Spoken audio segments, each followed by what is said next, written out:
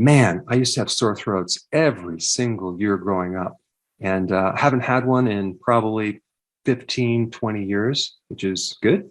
But I wish I would have had a better remedy back then, because most sore throats are viral. That means antibiotics don't work. So here you are, you take the medication, it doesn't work, and you got to suffer for a week to 2 weeks. Now, sometimes it does come from a bacterial infection, but most of the time it's a virus. Now, how do you know if it's viral versus bacterial?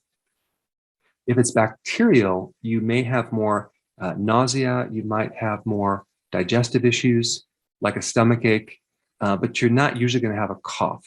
Versus a viral, you're going to have a cough, a runny nose, and you're going to have a lot of swelling back in your throat. Now, the cool thing about this natural remedy, it addresses both areas. And the remedy is bay leaves, okay? And I'm going to show you how to take it, but bay leaves have both antiviral properties as well as antibacterial properties, specifically for strep infections. So there's some really great research on that, which I'll put a link down below. Now, bay leaves, those little leaves that you see in your stews or your soups, have some amazing properties that I want to go through. And one of the properties that will help you with the sore throat is that they are analgesic. They help you reduce pain, swelling, and inflammation.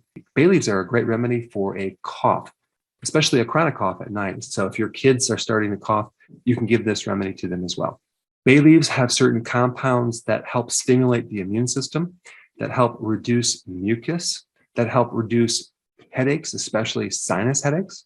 And you can use it as an insect repellent as you're trying to fix your sore throat. If there's insects around, bay leaves are good for wound healing. They have anti-cancer effects.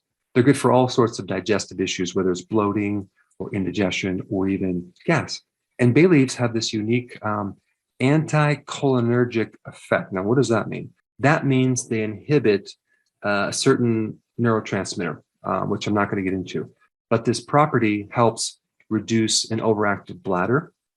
It helps people that can't sweat, that have vertigo, that have dry mouth, that are constipated, and if they're nauseated. So as you can see, bay leaves have many different properties backed up by some pretty cool research, which I'm going to include in the description.